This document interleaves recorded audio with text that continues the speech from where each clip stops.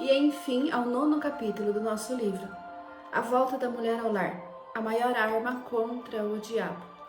E que essa leitura deste dia seja para a maior glória de Deus. O subtítulo, A Minha Forma de Sofrer Menos. Então, querida mulher, queria partilhar com vocês a forma que encontrei para sofrer menos. Parece estranho essa expressão, mas é verdade. Sofrimento existe e sempre vai existir, e vou te dizer aqui, como já disse no outro capítulo, que nós não somos pessoas que vamos ter o privilégio de não sofrer.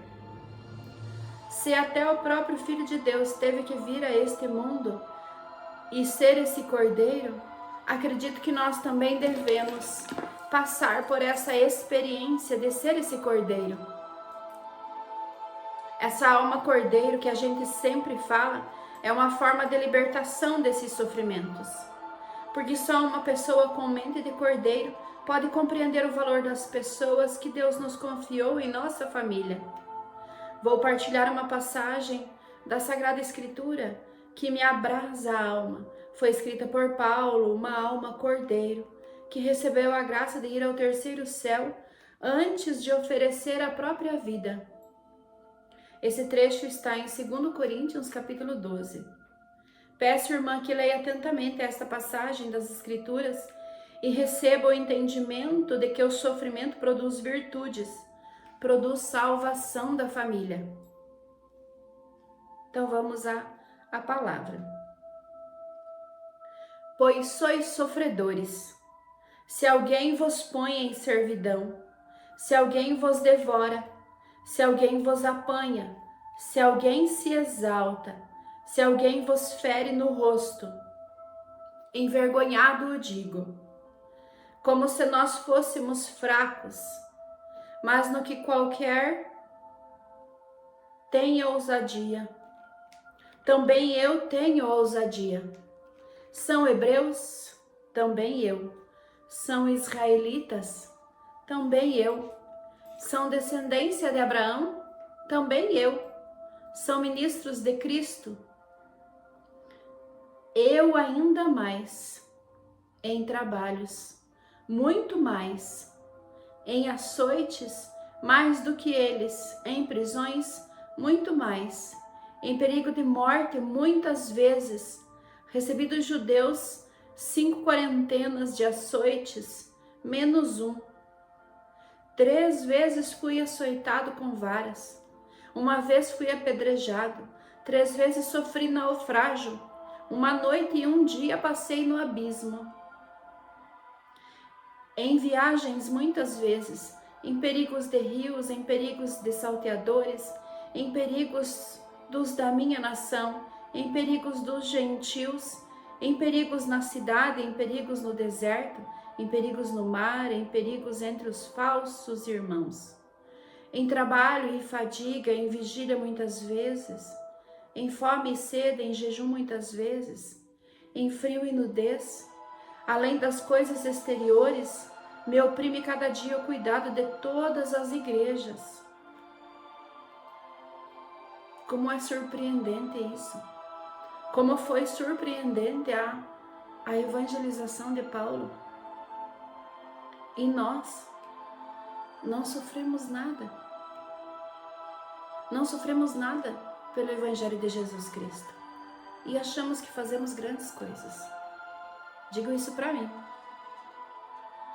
Quem enfraquece, que eu também não enfraqueça.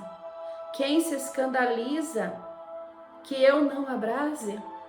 Se convém gloriar-me, gloriar-me-ei no que diz respeito à minha fraqueza. O Deus e Pai de nosso Senhor Jesus Cristo, que é eternamente bendito, sabe que não minto. Em Damasco, o que governa sobre o rei Aretas, ele pôs guardas às portas da cidade dos damascenos para me prenderem. E fui descido num cesto por uma janela da muralha, e assim escapei das suas mãos. forte e corajoso, ser forte e corajoso. Esse trecho está em 2 Coríntios, capítulo 11, versículos de 20 a 33. Almas cordeiro. Irmãs, um tesouro precioso da igreja precisa ser preservado. As almas cordeiro. Este é o apelo de Jesus ao meu coração. E o que são almas cordeiro?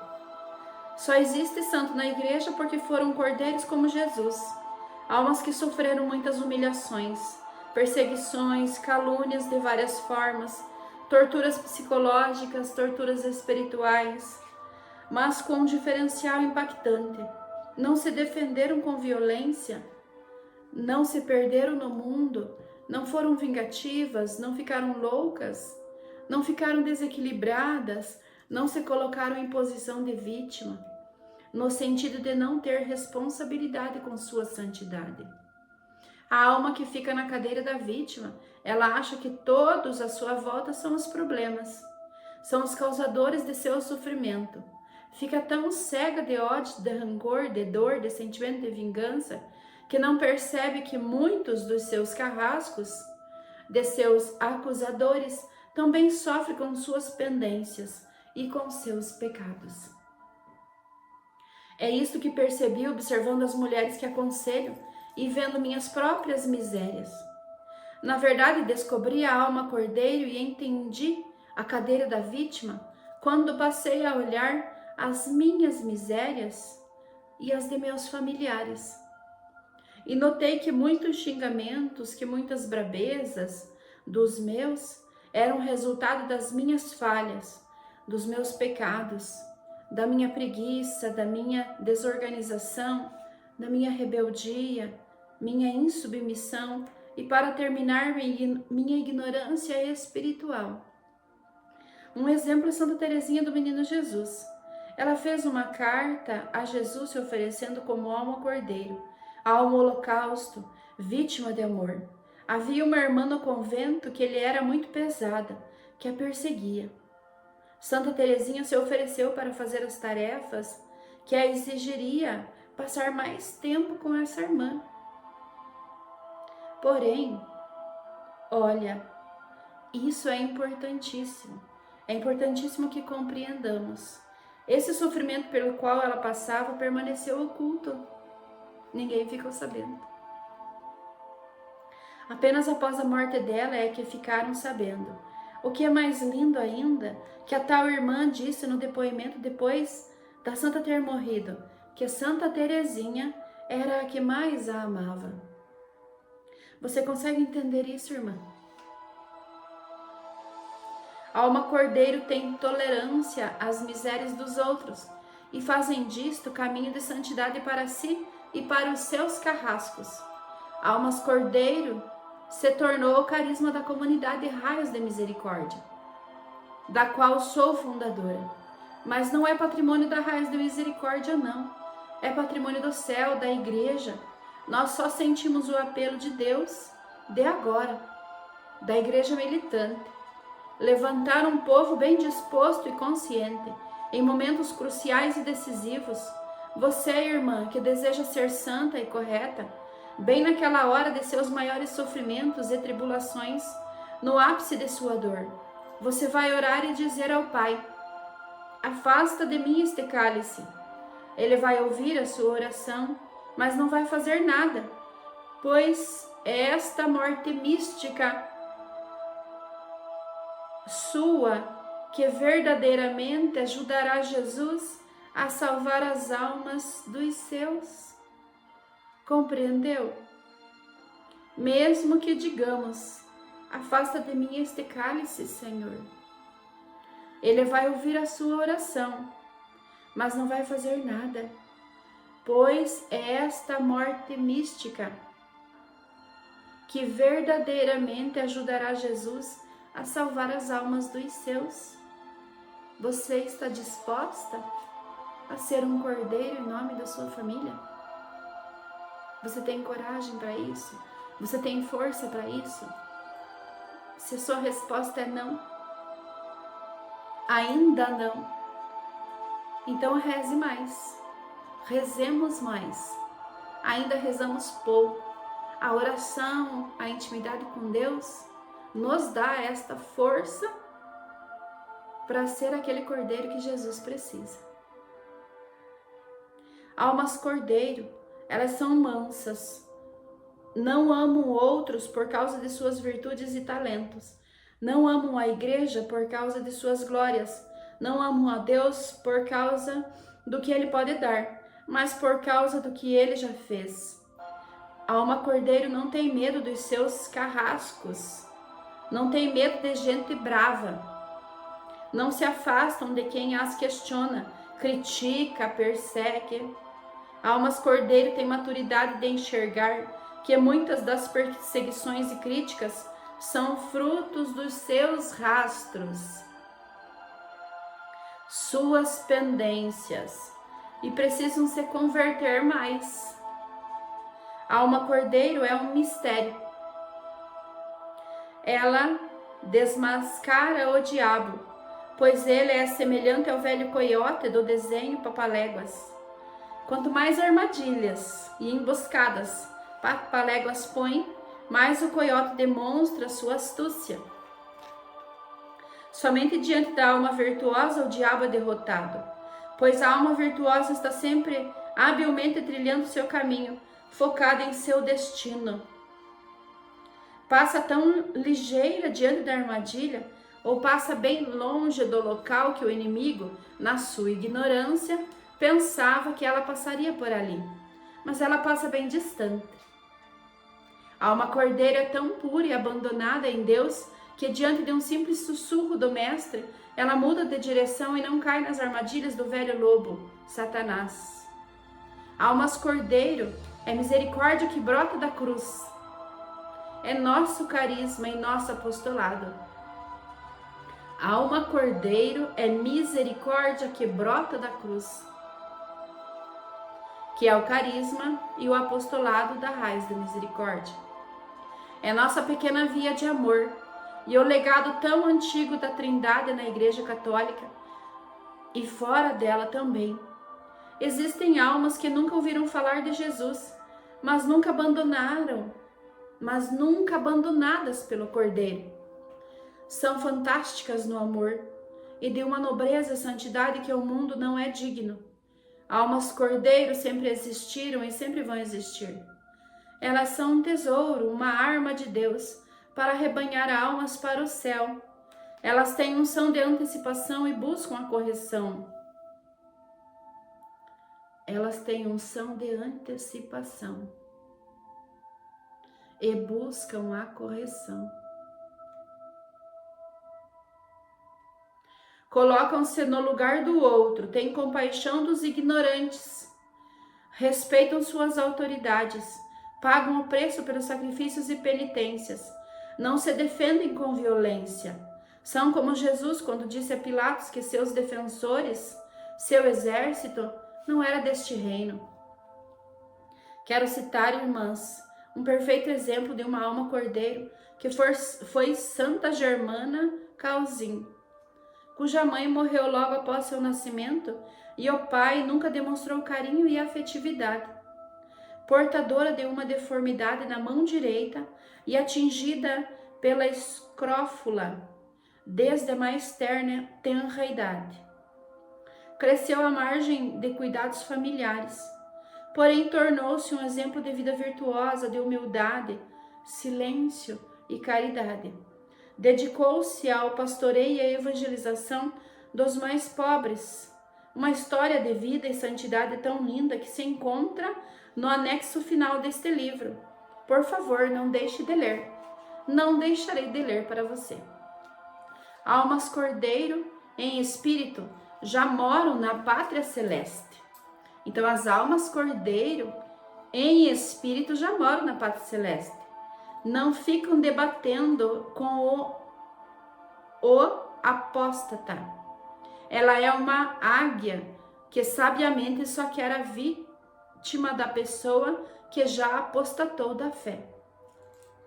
Almas Cordeiros são profetas verdadeiros, que hoje estão dentro das famílias. São vovós, esposas, maridos, filhos, que não fogem da cruz, Eles entendem que precisam pregar a verdade para os seus e ser santos.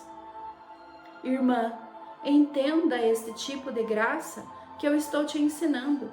É para a alma que querem a salvação dos seus, e para isto acontecer é preciso você desejar ser a primeira a ser santa. Eu primeiro. A ser melhor, a ser virtuosa. Eu sempre digo em casa, você deve viver mais do que pregar o evangelho. Pagar o preço desta vivência é o anúncio. Os profetas Cordeiro não medem a vontade de Deus por ascensão de carismas dados por Deus, mas da graça de viver a vida virtuosa. Para eles o importante e centro é a vontade de Deus, mas não são escrupulosos, achando que são anjos neste mundo, que não pecam. Quando isto acontece, correm com a confiança para o colo do Pai amoroso. O joio, que é fonte de sofrimento. As guardiãs do lar que têm acompanhado nestes anos têm enfrentado o joio que entrou pelas brechas. Como Jesus diz na parábola do joio, o inimigo vem à noite e semeia o joio. Então, amada mulher, no outro livro que escrevi, A Volta da Mulher ao Lar, é uma arma contra o diabo. Meditei isto. Trata-se de uma verdade doída para nós mulheres. Perceber que ao sair do lar, para ser tantas coisas, o pior inimigo entrou em nossa casa. Perceber que você tem que colher a consequência das suas escolhas, da escolha de ter crianças, jovens e maridos sozinhos no lar. Estar no lar e com o coração nele. É ser guardiã do maior tesouro que Deus nos confiou. Entrar as sementes boas ou ruins é consequência de nossas escolhas. O trigo que está em mim nada mais é do que aceitar essa presença divina dentro de mim. Essa é a primeira verdade que você precisa assumir. Desde o dia do teu batismo, Deus mora dentro de você e Ele é o trigo por excelência. Ele é a verdade. A verdade mora em você, a verdade chamada Santíssima Trindade. 3 pessoas que moram dentro de você, desde o seu batismo. Mulher, esposa, mãe, filha, é preciso assumir essa verdade. Você precisa assumir essa verdade e essa verdade é Deus. E Ele deseja te governar. A partir do momento em que busquei a fonte da verdade de quem sou para Deus e não para os homens, parei então de ser controlada por aquilo que as pessoas me ensinaram que sou. Quis saber a verdade acerca de quem sou para Deus. Saber o que Ele pensou, o que desejou e sonhou para mim quando Ele me criou. É dentro desta verdade, irmãs, que fui buscando saber quem sou. Para tanto, tive que pesquisar, tive que estudar, rezar, ouvir esse Deus que mora em mim. Tive que tirar tempo para tudo isso e a partir do momento em que comecei a ter um relacionamento com uma pessoa que mora dentro de mim, chamada Deus, que é a verdade, é que entendi muitas coisas. Entendi que quando o Pai enviou seu Filho Jesus para esse mundo, o povo partilhou e partilha com a igreja, que é seu corpo, toda a verdade, a qual foi e continua sendo exposta para a igreja e sua tradição, para o magistério, verdade revelada a pessoas que vieram antes de mim e que são pessoas de índole santa, nas quais precisamos confiar, pois receberam a verdade e tiveram um relacionamento com Deus antes de nós. Quando a igreja ensina que você precisa aprender a verdade através da palavra, da doutrina e do magistério, que também é chamada de tradição e da qual também fazemos parte a vida dos santos, os santos homens e mulheres da igreja, comecei a entender, irmãs, o quanto precisamos aprender a verdade, de saber quem Deus é e quem são nossos inimigos. Baseada nisso, fui compreendendo e sofrendo menos.